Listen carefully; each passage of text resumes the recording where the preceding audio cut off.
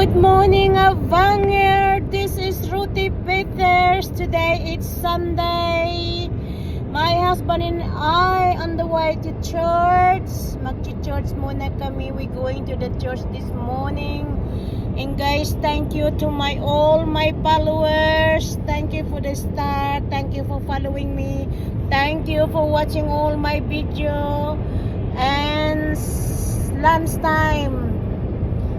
Mga tanghali guys, lunchtime, magla-live ako ng short live, just a short live, maiksi lang ng live.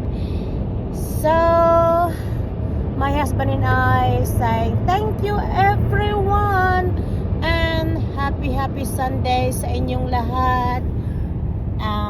On the way to work, to the church at the moment. So, thank you, Avanger. Thank you, sir. Hi, Shirley.